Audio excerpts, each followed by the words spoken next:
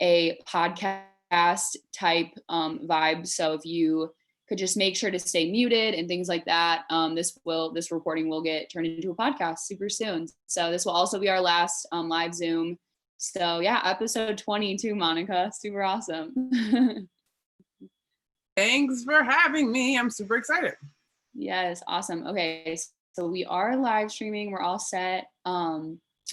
So welcome to Women in Sports, episode 20. I'm super excited. Ashton has. Okay, sorry, we're switching hosts. Ashton has kind of started to take a hosting break just with her being in her undergrad and the manager for KU men's basketball and just a rock star. So I will kind of be solo for here on out. Super excited about it. And yeah, we're going to start switching to a like Periscope live stream here soon. So just stick around for that. But with me tonight, I'm super excited to have Monica McNutt. She is an analyst of all things ACC. She has her foot in ESPN, radio now. Everything, literally everything. MSG Network. She's a rock star. And so we're super excited to have you on with us tonight. Thank you for being here. Thank you for having me, Erin. I'm really excited to chat. Awesome. Yeah, so we're just going to get right in it, get going. So just kind of, you had this incredible career at Georgetown and played basketball. Obviously, it didn't just start in college, but what impact did basketball really have on your life growing up? Oh, man. Basketball was the first place that I could completely be myself. I happened to be a loud, playful, physical kind of kid. And basketball was a place where I wasn't told to sit like a girl or to be mindful of my volume or that I couldn't be physical. So I love the game. I mean, I fell in love with basketball because my dad was a high school referee from the time I was born until in the last 5 years, he's kind of hung it up. But I would tag along with him to go and watch games. And I just thought it was a beautiful game. And then when I actually started playing and could be aggressive and be all those things that we were told were unladylike, I was like, oh, this is for me. Yeah, that's awesome. Literally couldn't have said it better myself. Same. But yeah, so you your playing career, you were okay. No, I'm kidding. She was amazing. So she had a super awesome career, went to Georgetown, was a part of some very successful teams and stuff there. But basically to just kind of like focus on that kind of platform that women's basketball had in your life, how did that really propel you into the area of work you're in today? Well, the very literal path is that I played basketball and I now cover and talk basketball a lot for work. But I think beyond that, basketball was a place that allowed me to develop as a person. I think the confidence that I was able to find within that 90-foot rectangle translated to so many other areas of my life. It's crazy because when I got into the industry, I remember thinking I wanted to be like Doris Burke. And as a student athlete, there was nothing special about Doris Burke. And I mean that in the most complimentary way, in that she was calling WNBA, men's college basketball, women's college basketball, and was starting to dabble in the NBA at that time. And I did not think that that was special or extraordinary at all. It made perfect sense to me. And so when I got into the industry and realized how much of a unicorn Doris Burke was at that time, I began to understand some of the traditional mindsets that we have the opportunity to start doing away with in the industry. Yeah, that's incredible. 100%. I think that it's super important that we can recognize that now as a generation and then start now recognizing that it needs to change and that the movement is happening. So that's super awesome. And I'm just super excited to see all the things you continue to do. But to just kind of speak back to you being a Division I athlete and things like that, the timing were, what did the communications and media field really look like? Obviously today it's everything, especially in this season of COVID. It's taken off even more than what we ever really thought. And it's really kind of like our lifeline.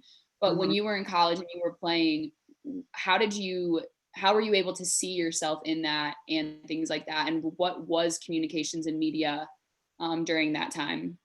So I'm totally listening to you, Aaron, but the dog is tied up in all my cords and about to take everything down with him. Can you come back this way? Go the other way, please. Don't take everything down. It's gonna make a big mess. Okay. It wouldn't be a Zoom without Oh my it. God, this working from home thing is something else. Okay, but media when Yes. I was playing, and it's funny because I now have an opportunity to look back at my experience as a student athlete with a little bit more of a critical eye. I was one of those people that was so thankful for the opportunity. The goal was to go to college and walk away debt free, and that's what I did. And so everything else really was secondary to me. I loved my teammates. I loved my opportunity to compete and get better. So at that time, I wasn't really stuck on, oh, wait, there's no women's games on television, or there aren't as much as there are compared to our male counterparts. I did have my personal little tete-a-tete with Georgetown men's basketball and sort of the way that they sat high and looked low compared to us. But in that same breath, we also had great relationships with those guys. So it was sort of this friendly thing, but I did know how the guys were treated a little bit differently, but quite honestly, on a practical level, and I remember saying this in undergrad, Georgetown men's basketball was the breadwinner for the entire athletic program. And I knew that. So I was so thankful to have my opportunity. There definitely was not as much coverage of women's basketball when I was playing as there is now. In fact, as a team that was sort of mediocre until my junior year, when we started to receive votes for the top 25 and went to the NCAA tournament my junior and senior year, we didn't really see consistent coverage. So we finally got consistent coverage, I probably would say the back half of my junior year, most of my senior year. And that's, I happen to be in a major city in DC, and the Washington Post had the breadth and the writers that were capable to cover us compared to smaller cities where maybe women's basketball doesn't get coverage just because they don't have the resources. But there definitely was no overtime women's basketball, no women's slam. I don't even know that ESPNW had launched at that point. In fact, I remember as a kid, I used to get Sports Illustrated for women. And when that ended, I was so upset. I loved having a magazine specifically for female athletes. But to see now the conversations that we have, the access that we have to the athletes and coaches, and a lot of this has to do with social media. I love it. I think it's tremendous. Yeah, absolutely. That's an incredible answer. I never even thought about the lack of access or resources of the media and journalism like in that city. That never literally dawned on me until now, because it's more just like, oh, like women are just, not as important or not as exciting of a game and things like that. But that was a really good nugget. Thank you for sharing that. Mm-hmm. So then kind of moving into, you were now able to start really, so you graduated, and then what was like kind of that first step out into the real world, into media, into communications? Oh, oh gosh. So I remember we lost to UConn in the Sweet 16 my senior year, and I'm at the post-game press conference. So as you guys can see, my basketball career is over. I'm interested in getting in media. If you guys have any contacts, want to share, let me know. And a couple of the media members actually did hand me their cards. One, Patrick, why can't I think of Patrick's last name right now? But he used to write for the Washington Times. When I see him now, we still share smiles and chop it up. So that happened. I actually didn't have it figured out when I graduated. I went to the school that my mom worked at and was a kindergarten aide for a year, which I still to this day consider the most meaningful career detour that I could have made. Now, in that same year, I was actually fortunate to be honored by the Washington Post as a distinguished All-Met. I had been All-Met coming out of high school, and then they follow up when you've done something notable the 4 years after you graduate college.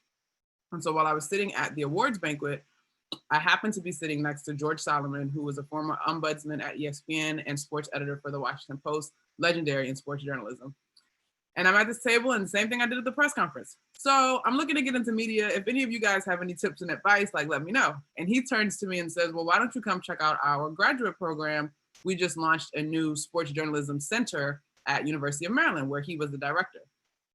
Followed his lead. He turns out to be my sports journalism fairy godfather, is what I call him. Ended up being a fellow at that program at the University of Maryland, and I now have an opportunity to earn my graduate degree in a way that will equip me to go into media and be more than just a basketball analyst. So I got trained print, digital, and television, and came out of there equipped to do some more things. Then, Aaron, the hustle began. I had a job for 6 months here in the county where I live, landed another job. I was there for about a year at a local TV station here in DC, which was a big deal for a 24-year-old at the time. 20, it might have been 25, somewhere in there. And also experienced my first layoff there. So I was laid off after about a year, a little over a year there. Picked up another job with a relative confidence because of networking that I had done in that role. Went down to Florida, took that job. That job folded about 2 years later. So I have now experienced 2 layoffs in a span of 3 years. And at that point, I was not perturbed because I had been laid off before and bounced back. What I did not know was that the bounce back this time was not going to be so quick. And so that 18-month window, 2016 into 2018 for me was hugely formative because I had to separate my identity from what I did. For so long as a basketball player, this is what I do, it is also who I am. And I kind of had that same mindset about journalism, but when that was taken away from me and I couldn't land a job, you know, for me, it was about faith and really working on who I am apart from what I do. And so as difficult and challenging as that period of my life was, it actually served to be so instrumental in terms of who I am today. And it allowed me to spend some really quality time with my family, which was needed because I could not have forecasted some of the challenges that we would have faced during that time. But fortunate that I was able to stick with it, trust God, remain diligent, work with integrity, and it came back around just through support of incredible women, incredible friends and family who aren't even in the industry, but would not allow me to stop. It came back around and I'm so grateful. I'm incredibly grateful to still be standing today with a roster of different gigs and making it happen. Yes, a roster of so many gigs. I can't wait to just jump into that because it's like, I was like, what do we even put on her graphic? Like, it's just incredible. Like, I don't want to like pigeonhole it. Like, I was just like, can we list everything that she does? But just really quick to kind of talk about like getting laid off. Like, obviously, like so many people are graduating college during this. So many people are stepping out or like in graduate programs and even just like grown people having to refine their identities and things like that. What kind of, I know you kind of talked about like you really were able to step into your faith during that time, but what else just like were you doing to just kind of keep your spirits up?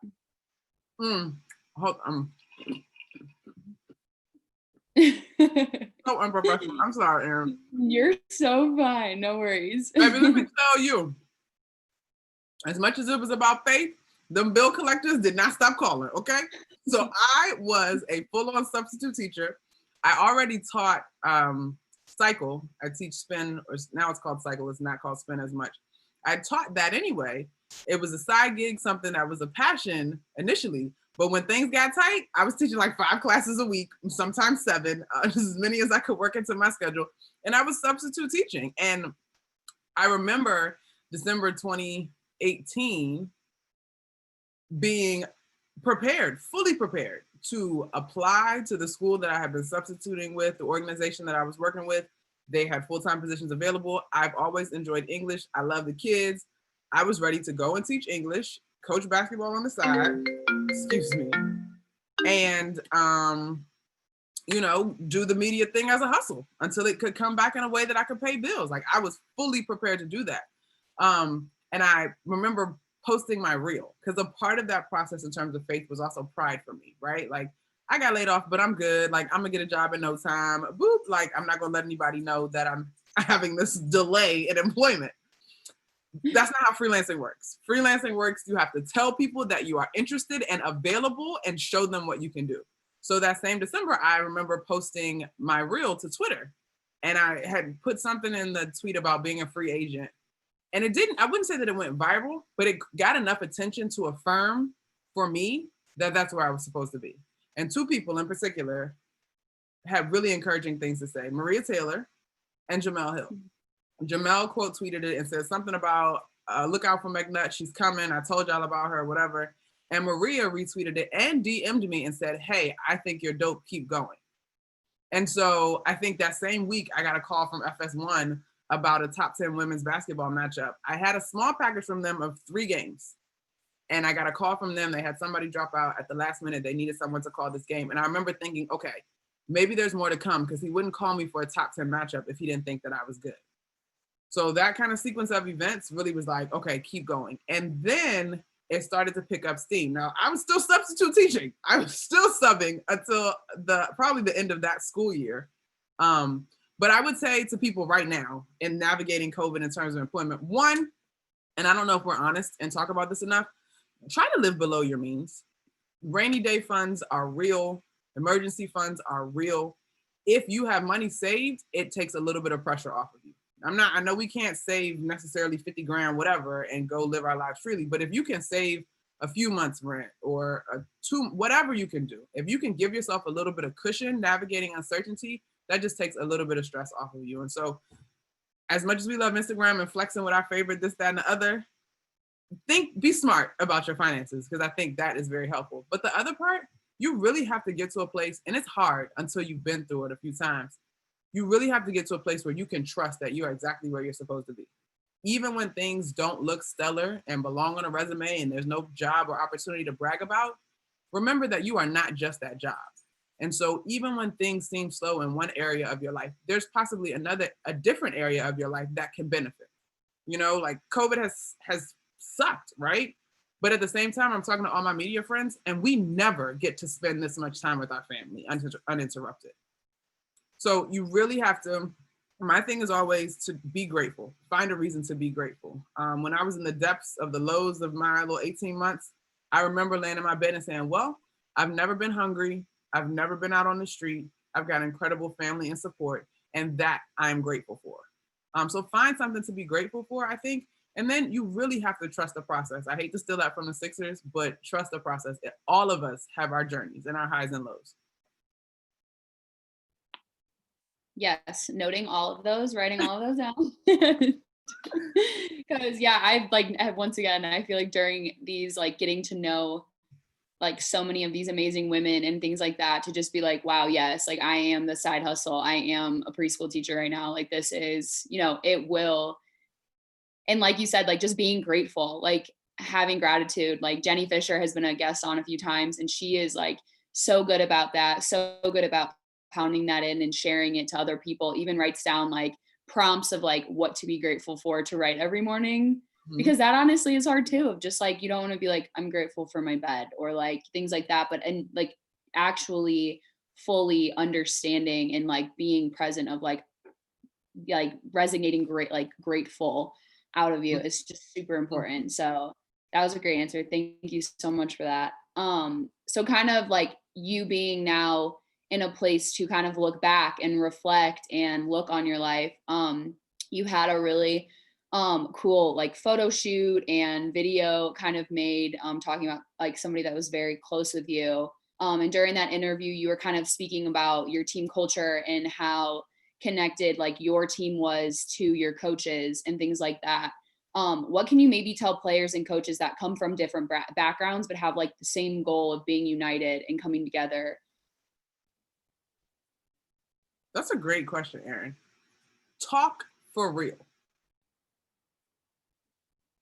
Have real conversations. Spend time getting to know one another. Just because we come from different places doesn't mean that we can't connect.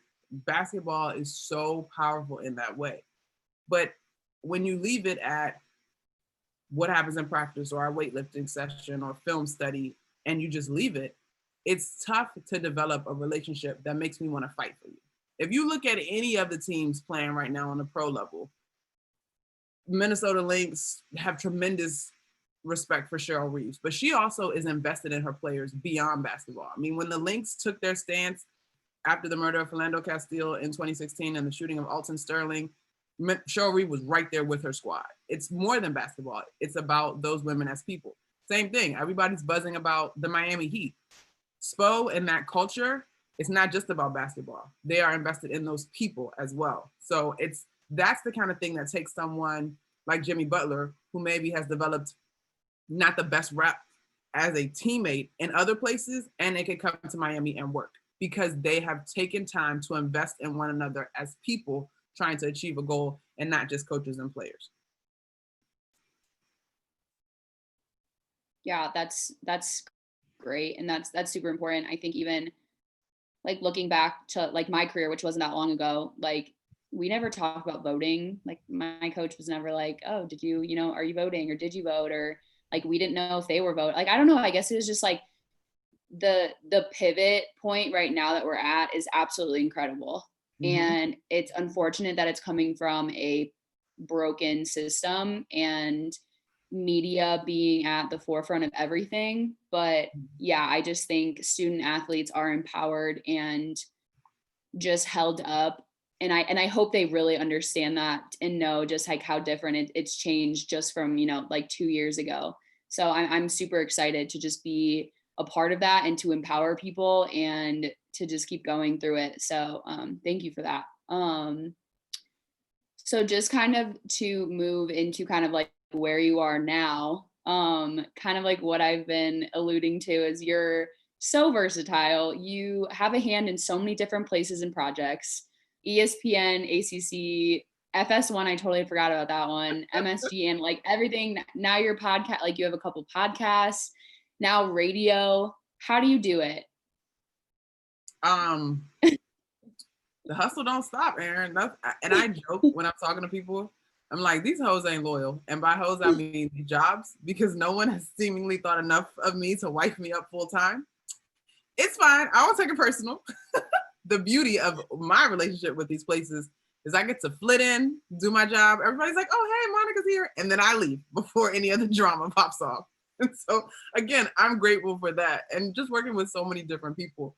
The hustle don't stop. And I think I have not reached the point in my career where my plate is so full that I can't say no. There have been some opportunities that maybe don't align with what I'm trying to accomplish. But right now, I've still got the energy, the desire. It's still just me as a single person. That will look different when my season in life changes, when there's a husband and a child and different demands. And so right now, I told you, like I was out of it and I wasn't sure if I was going to come back around. So I am so grateful for opportunities that you just find the energy. And I think for me, there's a genuine passion, love, and appreciation. You find the energy. Now, that does not mean that I don't get tired, because right around the time COVID hit, I remember I was in, what city am I in? What time is my flight? Waking up panic, thinking I missed my flight and my Uber. So it can be exhausting, but just like when we were playing, it's a season. And so you go hard in season and then you rest.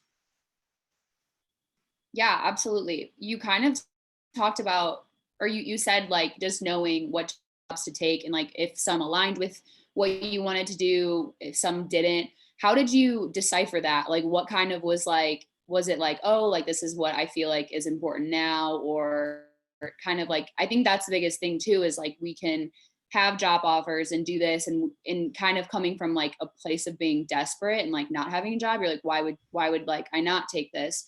What kind of was something that really like was important to you and kind of those non-negotiables when looking for jobs?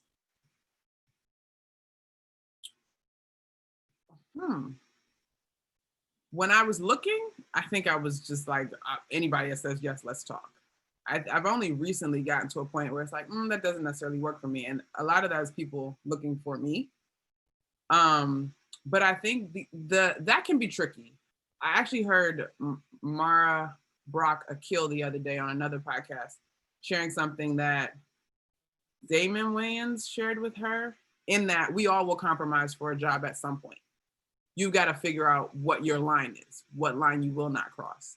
But I also think it's important to know that accepting a job does not mean that you will retire there. You are not married to that job. And unfortunately, even if you are, in our country, 50% of marriages end in divorce anyway. So you're not there to stay. Sometimes you just have to take a step forward, right? Like the substitute teaching or the preschool for you, you just got to take a step forward. You have to keep moving. And that is what's important, because if you get stuck, you'll find that you've lost time, you've lost energy, and now what was once your driving passion is off to the back burner because you're now caught up in paychecks. And so if there are some things about a job that you don't like, but you don't plan to be there for forever, get what you can and move on.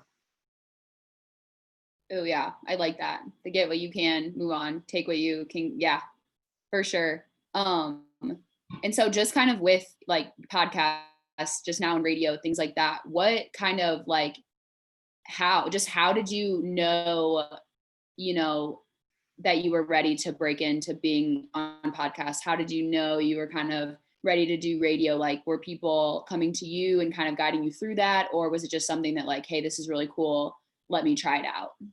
So my podcast, Buckets, Boards, and Blocks, came about, interestingly enough, through networking. I have been saying to friends, I want to do a podcast.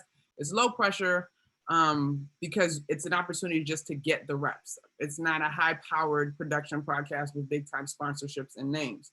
So for me, it was an opportunity to honor my craft, continue to get more reps, and then have the conversations that I wanted to have in a space that I could call my own. What was interesting about that is as I'm having this thought, a friend of mine, Mike Wise, reaches out and says, hey, I mentioned your name to these guys starting a podcast network. Would you be interested? And I'm like, yeah, let's chat. Fast forward, we hit it off. I now just get an opportunity to book my guests, lead the conversation, and they take care of the production. Facts are, I'm not making any money off of that, but it is something that I'm proud of. It is something that I can call my own. I can send people to go check out if they want to hear my voice and my opinions on things. And the production is taken care of. So for me, that's a win-win. The radio piece, actually, ESPN came after me. They were looking for a woman's voice to add to the show. And because I worked with ACC Network and done some ESPN stuff, I was in that roster. They came after me. And so that was pretty awesome. Yeah, that is great. What has been the like difference, do you think? Like what's kind of, if you had to rate your favorite and things like that, or what are the differences in rewards and challenges from each of those? So can you look at you? Look at you, animal. Oh my God. Okay, hold on, guys. Give me 2 seconds. Move. Oh man. Okay, so rewards and challenges of podcasting versus radio. I will say that radio was long. My show on ESPN Radio, game night, from 9 p.m. to 1 a.m. But we oftentimes follow up games, so we don't always come on at 9. But I also have 2 other co-hosts, Tyler Fulgram and Ashley Brewer. We have a ton of fun together, even though we're doing this thing virtually. My podcast usually runs about 40 minutes or so. And I just added a co-host probably 2 months ago, King McClure. And we kind of get to control those conversations differently from radio. Radio is such a wide brush. We can go anywhere to any sport. Last week, for example, I was like, yeah, you guys can talk about baseball. I'm gonna tap out. It's not my strength. So that's a little bit different. But both are being able to communicate your point across, get people to start thinking, have some fun. So it's been great. Yeah, that's awesome. That's super cool.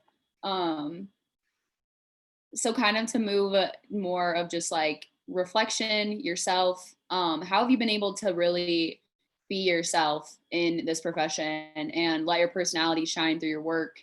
Let, kind of like what you said, you get to kind of control the narrative and talk about things that you want to talk about on your podcast and, things like that. But yeah, what have you really done to do that and then to continue to really build your brand that is so important in this industry? This question is so funny because I don't know that I ever decided to be myself. I'm just me, right? The only thing that I've made a conscious decision about in this business is that I wasn't changing my hair. When I got into the business, it wasn't tapered on the side. I need a haircut right now. But anyway, it wasn't tapered on the side, but it was short and it was natural. And early on, I remember one of my coaches who I love dearly, he's like an uncle now, saying, Monty, what you gonna do with your hair? I said, what do you mean? Like, it's my hair, what? And he's like, okay. And today, every time we talk, he still tells that story. He gets really upset when I put like parts and crazy things in my hair. I'm like, listen, we gotta keep pushing this envelope. So that, honestly, Erin, that is the only conscious decision I've ever made in my career. Otherwise, I have just been me. And I remember early on, it was a struggle. And not that we're not always looking for ways to be better and improve our skill set and be a little bit more polished. But I thought I was supposed to be a host. I wanted to be a host. And now people are like, that's not where you shine. We want your opinion. We want your jokes. Like, that's not really where you shine. And that seat is so very saturated and competitive. So instead of bucking that, I have now leaned into that. And I'm happy to give my opinion. Of course, well read, researched, prepared, but I'm happy to give my opinion and then to lend my voice because I think it's so important that we hear diverse voices. You can hear white men a dime a dozen across sports TV. A shout out to Jamel Hill and Carrie Champion for launching their new show, but we need to hear diverse voices. Yeah, then that really just like kind of ties things into the next question, kind of like what we talked about before we were live. Malika Andrews just did, she's kind of obviously covering the bubble, the NBA bubble playoffs, things like that happening.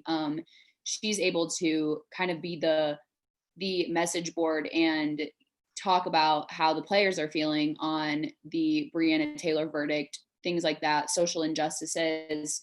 And tonight we just saw her like holding back tears, and she talked about her responsibility is to objectively share and cover these issues. She really spoke up about journalism is whitewashed, and the whole country, the whole world is whitewashed. And I think obviously with the system being so broken, just how can we move forward? How can people have their opinions, kind of like what you were saying, like well researched, things like that, but in something that might not be natural and come, or might not even know anything about it. What are just some ways that you can really like challenge us and challenge people that are in front of things, that have the ability to make changes and things like that? On a base level, I would say a sincere commitment to diversity. And that's not just checking off every race or people of straight people, gay people. Like it's not just checking off boxes. There needs to be a depth to diversity in which you're having conversations and hearing different perspectives. I would also encourage us to educate ourselves about issues that don't directly affect us. There is so much of this country's history that we tend to turn a blind eye to.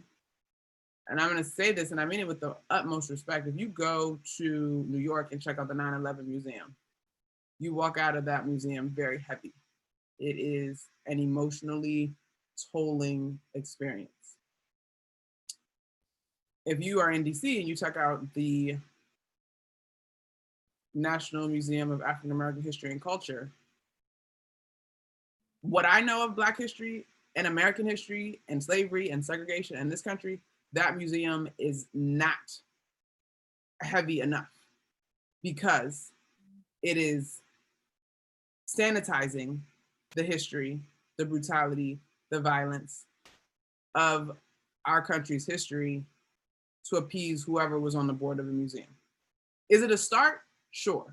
But if we're going to have these conversations in earnest, Aaron, we need to have them all the way.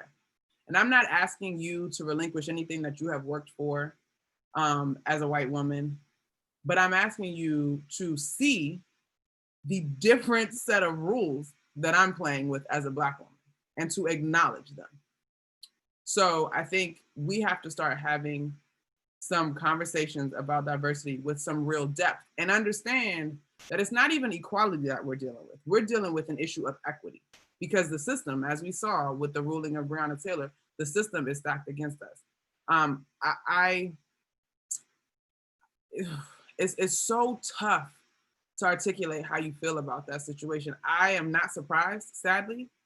And I know that she probably is not the only person that has been mistakenly killed by police. But to me, to whom much power is given, or to whom, much power, to whom much is given, much is required. And so our law enforcement officials cannot be held to the same standard, but they can legally kill. And that's a whole, I'm not even gonna go there tonight, but the other issue that is at the crux of that is the rate at which this happens to people of color, Black women, Black men, is dramatically higher than others in our country. And we really need to look at that. Yeah, thank you for that. Definitely. I think even just with having this podcast and being able to have those conversations, and like the theme of our hearts behind this is to give women a platform, and to not just give white women a platform, and to not like women of all professions, of all backgrounds. I've been able to have like just full circle conversations with coaches that I looked up to, and women that gave me my chance and my opportunity, that I had no idea that this was what weighed so heavy on them. And then getting to now be able to educate myself and have conversations, and things like that has just been, and asking questions like, once again, like our hearts are, this platform is for you guys. And so I just like thank you so much for that. And yeah, incredible.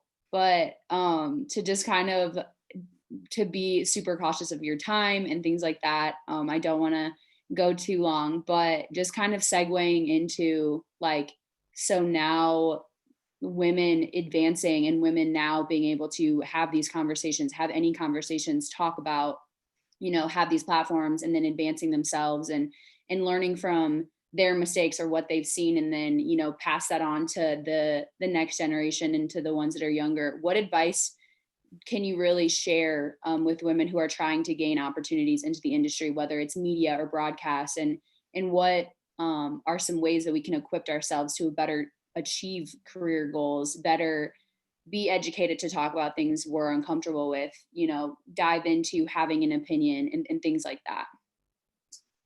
Well, I always say you take yourself with you wherever you go. And so I would encourage people to be mindful of that. Be proud of who you are and the reputation that you carry. Um, I am someone who also acknowledges that I am not for everybody, and that is quite okay. That's completely okay. But I do my best to move with integrity, to respect those that I work with. And I have a healthy relationship with the word no, in that I can use it and I also can receive it. Um, you're going to get tons of no's in this business, but you have to evaluate who that no is coming from and why that no is coming. And then you deal with it and figure out how you best proceed. There's no real how-to guide. I think all of our paths are different, and that's okay. But lean into the things that you're uncertain about. Lean into the things that you want to improve in. It's the same thing we did as athletes, right? Your jump shot is broken. Well, get in the gym and deal with it, and then you have confidence.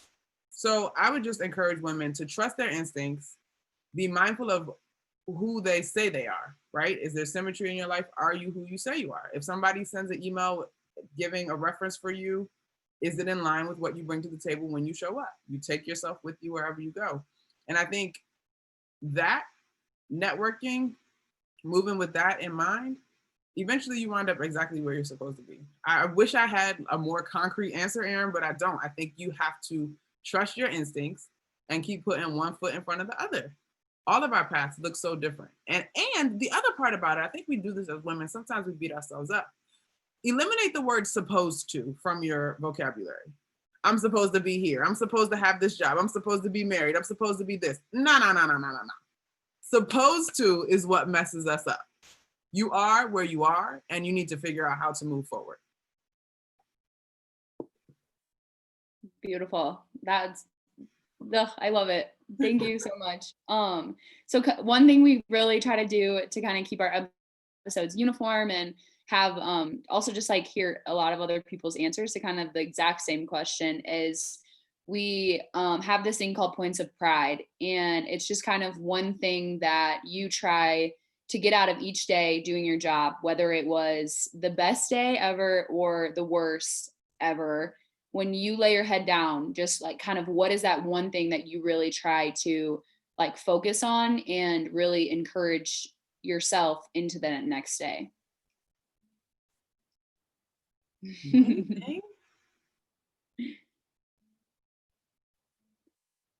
Oh man. I think in regards to work, because rarely is it just me, even if it's just my face, there's a whole production team involved. I take a lot of pride in being a team player and making the team look good. Because if the team looks good, I probably look good. And so we win the day. Yeah, that's awesome. I love that.